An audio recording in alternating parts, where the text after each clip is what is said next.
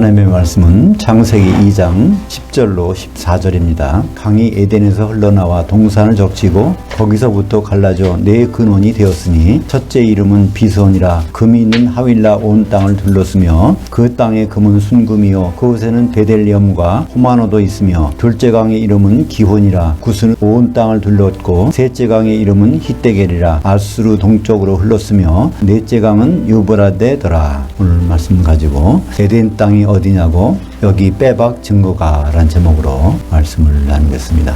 여러분이 세계 여행을 하신다면 어디를 가보고 싶으십니까? 저는 문득 에덴 땅이 어디 있을까 그곳을 가봤으면 좋겠다는 생각이 들곤 합니다. 모든 인류의 조상인 아담이 생겨난 곳, 그것이 바로 에덴이죠. 중세에는 많은 사람들이 에덴 땅을 찾았다고 그래요. 많은 전염병이 들어가지고 수많은 사람들이 수천만 명이 죽어가는 시기가 있었는데 에덴이라는 곳은 생명나무가 있잖아요. 그런 생각을 했나 봅니다. 하여튼 에덴이 어디 있을 것이라는 그 추측은 여러 가지가 있지만 그래서 에덴 땅을 찾는 사람도 많이 있었지만 아직까지 뚜렷한 성과는 없습니다. 일부는 터키 북쪽이 에덴이라고 하기도 하고 또 페르시아만 쪽에 있는 거기가 에덴이라고도 하는데 그것은 그냥 추측만 하는 것이죠. 근데 등잔 밑이 어둡다는 말이 있죠. 오늘 우리가 이 성경 속에서 에덴의 정확한 위치를 찾아보지 않겠습니까? 성경에 있거든요. 창세기 1장 1절에 보면 무한태초에 삼위일체 하나님이 하늘들과 땅을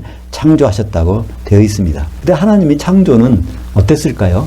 이사야에서 45장 18절에 보면 사람이 있다면 당장이 거주하는데 아무 문제가 없을 정도로 그렇게 태초에 천지를 창조하셨다고 되어 있습니다. 근데 창세기 1장 2절에 보면 어떻게 되어 있죠? 땅이 혼돈하고 공허하게 되어버렸다는 겁니다. 그리고 그 내용을 읽어보면 흑암이 깊음 위에 있고 하나님의 영은 수면 위에 운행하시더라. 사실은 캄캄한 흑암 가운데 깊은 물이 있다는 겁니다. 그 물 속에 지구가 들어가 있는 거죠. 그런 상태의 모습이 창세기 1장 2절에 있는 모습인데요. 한마디로 그러니까 지구가 얼음에 꽁꽁 얼어있는 상황이 창세기 1장 2절의 상황인데 그것을 하나님은 어떻게 하시죠? 첫째 날, 둘째 날, 셋째 날, 넷째 날, 다섯째, 여섯째 날까지 일을 하셔서 그걸 다 원상복구 해놓으십니다. 그 내용이 출애굽기 20장 11절에 보면 그 엿새 동안에 다 그것을 만드셨느니라. 창조가 아니라 만드신 겁니다. 창조는요 없는 데서 생기는 거고요. 제조는요 재료가 있는데 그것을 원상복구 해놓는 그런 상황을 말씀하고 있습니다. 그래서 여섯째 날에는 모든 것이 원상복구되고 남녀를 창조해갖고 생육하고 번성하고 땅에 흩어지라 하신 다음에 그들에게 복을 주신 장면 있지 않습니까? 창세기 1장 마지막에 보면 거의 지상낙원이 됐었어요. 근데 여전히 땅이 혼돈하고 공허한 그런 곳이 남아있단 말이에요. 그것이 어딜까요? 창세기 2장 5절부터 6절까지 보면 그런데 온 지구상 다 복구되어 갖고 사람이 살 수 있게 되었는데 그런데 여호와 하나님이 그 땅에 비를 내리지 아니하셨고 그 흙을 경작할 사람도 없었으므로 그 들에는 초목이 아직 없었고 채소가 나지 아니하였으며 안개가 그 흙에서 올라와 온 그 흙의 표면을 적셨더라. 그러니까 다른 부분은 다 복구되는데 유독히 그 땅, 어떤 지역이 있단 말입니다. 이 지역이 어떤 지역이죠? 그 다음에 보면 아담을 흙의 티끌로 만드신 그 지역이니까 에덴 땅이라는 걸 알 수 있습니다. 그 에덴 땅에서 아담이 몇째 날 만들어졌어요? 여섯째 날. 그러니까 다른 곳은 다 여섯째 날에 돼서 완벽히 회복됐는데 에덴 땅만큼은 그렇지 않다는 것입니다. 그 황무지 땅에서 하나님은 우리 조상 아담을 빚으십니다. 그것이 창세기 2장 7절 여호와 하나님이 그 흙의 티끌로 그 아담을 빚으시고 생명의 영을 그 코에 불어넣으시니 그 아담이 산혼이 되니라. 우리말 번역에는 이걸 생기를 불어넣어서 생명이 됐다고 그러는데 그건 번역이 아주 잘못된 것입니다. 그런 말은 없는데 누가 그렇게 번역해놨는지 모르겠어요. 한마디로 창조된 한 쌍 부부가 있죠. 그들은 생육하고 번성하고 땅에 흩어지라고 되어 있는데 같은 날에 우리 조상 아담을 하나님은 흙의 티끌에서 만들어셔서 거기다가 영을 집어넣고 그래서 생물체 산혼이 되었다고 말씀하고 있는 것입니다. 그리고 하나님은 그 에덴 동산에다가 울타리를 쳐놨어요. 여기 이제 동산이란 말은 울타리가 있는 정원이라는 뜻입니다. 히브리 말로는요 깐이라고 그래요. 깐이 있으면 이게 울타리가 쳐졌다는 거예요. 헬라어로는 뭐라고 하는지 아십니까? 파라데이소스 낙원이라고 합니다. 낙원도 울타리가 쳐져 있는 공간. 구약에서는 그 동산은 이것도 울타리가 쳐져 있는 공간.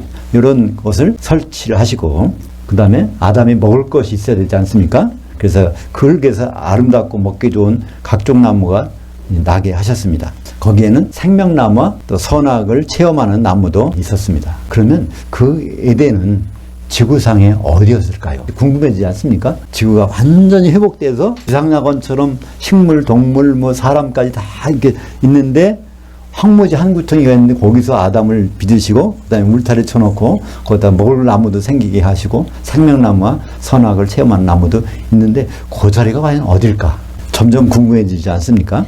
오늘 본문을 통해서 에덴이 어떤 곳이었는지를 한번 볼까요? 에덴은 강이 발원지였습니다. 그 황무지 땅에서 이제 강이 나서 흐르게 하시는 거예요. 창세기 2장 10절 보면 강이 에덴에서 흘러나와 그 동산을 적시고 거기서부터 갈라져 네 근원이 되었으니. 그래서 네 강이 나옵니다. 첫째는 비손강, 두 번째는 기혼강, 세 번째는 히데겔강, 네 번째는 유프라테스강. 이 네 강이 흘러나왔으니까 에덴을 찾으려면 어떻게 찾으면 될까요? 강의 근원을 찾으면 되잖아요. 그죠? 그래서 우리는 이론적으로는 쉬워요. 네 강만 알면 그 강이 어디부터 시작되는 거 알면 거기가 바로 에덴 아닙니까? 그래서 이 네 강 중에 두 강은 이름이 나와 있어요. 바로 히데겔이라고는 라틴어로에서 발음하면 이제 티그리스가 되는데 티그리스 강하고 유프라테스 강은 지금도 중동에 있습니다. 굉장히 큰 강이죠. 근데 두 강의 이름이 없어요. 비손강하고 기혼강이 붙단 말입니다. 그러니까 강의 근원지를 찾아서 에덴의 위치를 찾는다는 것은 그거는 거의 불가능합니다. 두 개는 있는데 두 개는 없어요. 그러면 이것이 다 한 곳에서 시작돼야 되는데 그러면 이게 여러 곳에 흩어져 있다면 도대체 강의 근원, 에덴은 어디일까? 참고로 우리가 그 유프라테스 강, 티그리스 강은요, 상류가 터키 저 북쪽에 있습니다. 그럼 거기로 하면 되는데 기혼강이 거기 있는지 그걸 모르잖아요. 또 비손강이 거기 있는지도 몰라. 성경에 보면요, 비손강이 바로 하윌라를 흘렀다니까 아라비아 사막 쪽으로 흐른 거로 돼 있어요.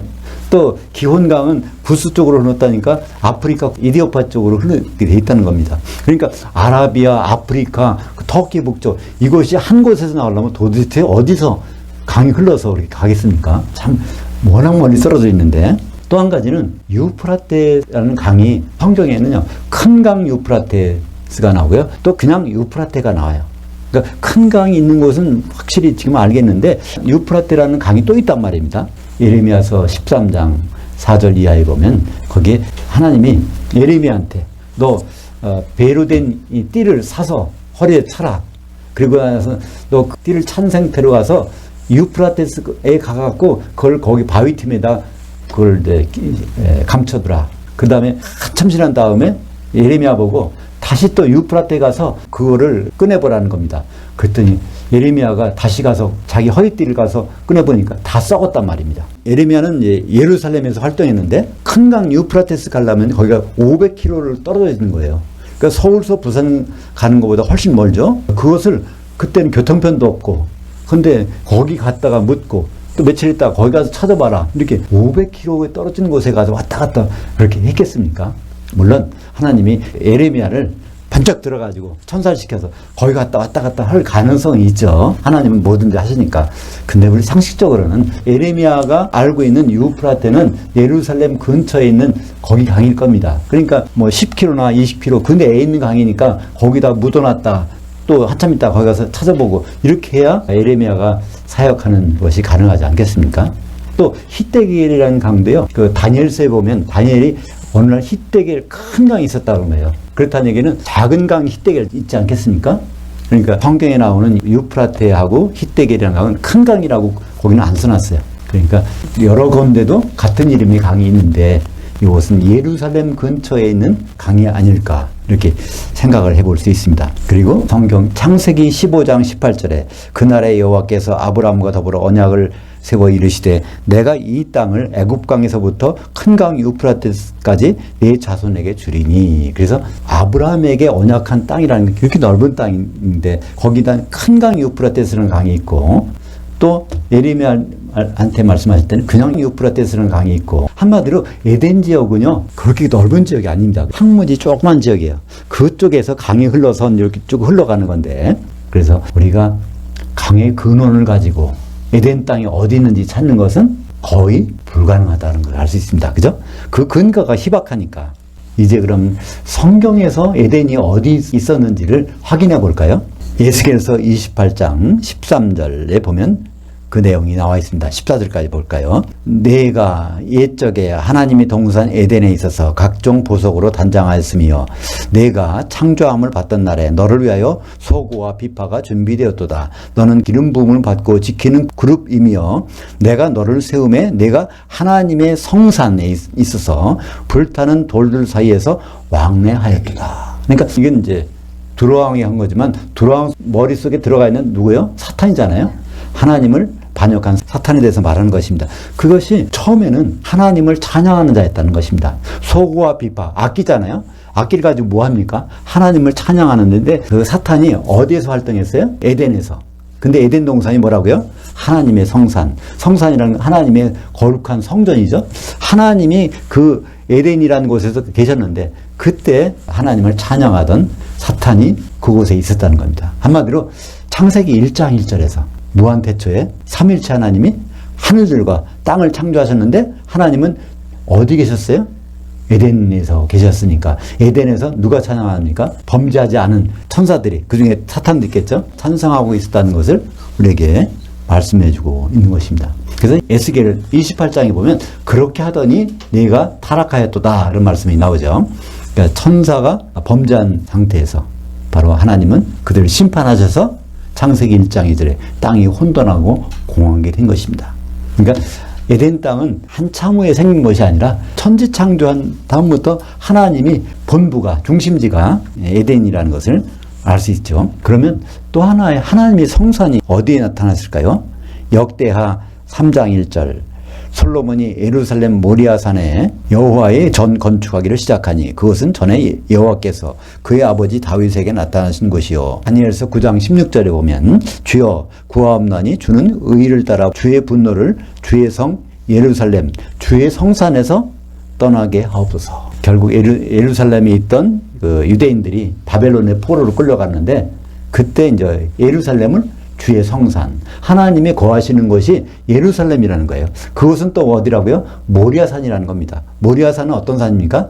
아브라함이 독자 이삭을 갖다가 바치라고 해서 거기까지 가서 바치려고 하는데 그때 무슨 일이 일어났죠? 하나님께서 순양을 예비해서 이삭 대신에 이거를 잡으라 그래서 그 피해 제사를 드렸던 것이 모리아산입니다.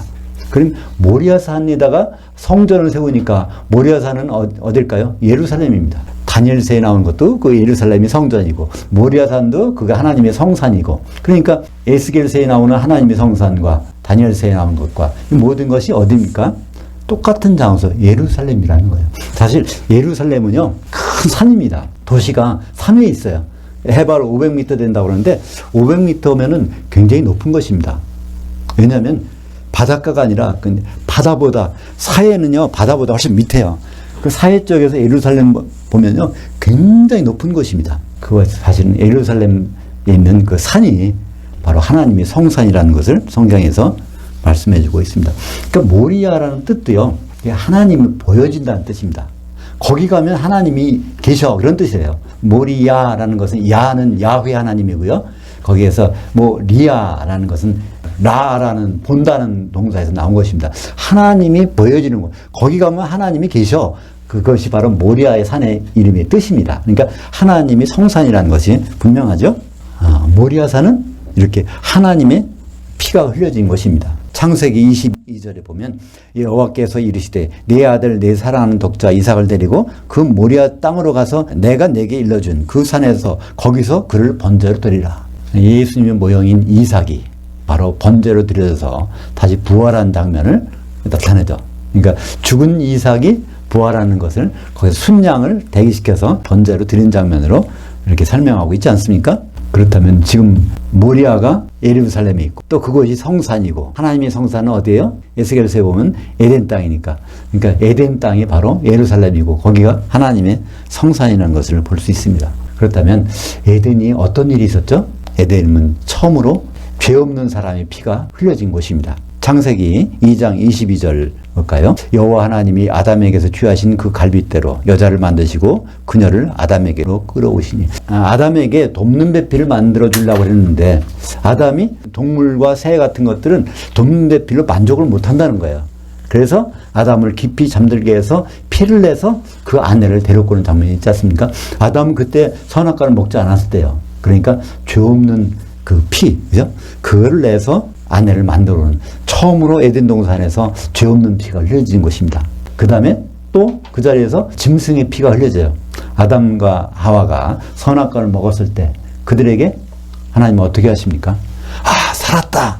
그런 고백을 할 때 하나님이 창세기 3장 20절에 보면 그 고백을 듣고 짐승을 잡아서 피를 내서 아담과 하와의 수치를 가려주십니다. 바로 그 자리는 또 다시 피를 내는 자리입니다. 또 예루살렘은 어떤 곳입니까? 예수님의 모형이 아담의 피가 흘려진 것인데 그것은 예수님이 피 흘려서 교회를 사신 그것이 바로 예루살렘이고, 이제 하나님이 거하시는 곳 성산에서 예수님이 요한복음 2장에 보면 내가 성전이다 그러지 않습니까? 이 성전을 헐라 내가 사흘 만에 일으키겠다 하시면서 바로 자기 몸이 하나님의 거하신 성전인 것을 말씀하셨습니다. 그렇다면 예수님 몸이 성전이니까 예수님 몸을 뜻하는 교회가 뭘까요? 바로 지금은 하나님이 거하신 성전이 교회인 것입니다. 고린도전서 3장 16절에 보면 너희가 하나님의 성전인 것과 하나님의 성령이 너희 가운데 거하시는 것을 알지 못하느냐?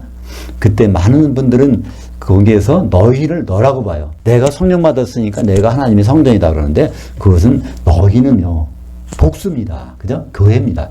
교회를 이룰 때 거기에서 성령께서 그것을 성전 삼고 계신다는 뜻이지 각자 개인 속에 호주머니 속에 들어가시는 성령이 아닌 것이죠. 그 성령님은 또한 생수로 나타나십니다. 생명수가 바로 성령님이시죠. 예수님이 직접 말씀하셨어요. 요한복음 7장 38절 39절 보면 나를 향하여 믿는 자는 성경의 이름과 같이 그 배에서 생수의 강이 흘러나오리라 하시니 이는 그를 향하여 믿는 자들이 받을 성령을 가리켜 말씀하신 것이라. 그러니까 그 하나님의 성산에서 강이 흘렀어요. 그게 생명수인데 그것이 바로 성령을 나타낸다는 것입니다. 그러면 점점 좁혀졌어요. 에덴에서 흐르던 비선강에 뭐가 있습니까? 거기에는 강변에 세 가지 자료가 있어요.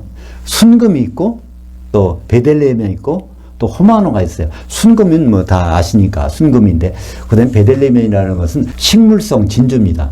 나무에 상처가 나면 진액이 흐르는데 그 진액이 굳어가지고 열을 받아서 굳으면 그게 호박이라는 보석이 되는데요. 그걸 식물성 진주라고 합니다. 진액이 흐르는 거. 동물성 진주는 뭘까요? 조개에 상처가 나면 그 상처를 싸매기 위해서 진액을 뿜어내는데 그게 굳은 것이 이제 바다에서 나는 진주입니다. 그래서 첫째는 금이 있고요. 식물성 진주가 있고요. 마지막에 보석인 호마노가 있습니다.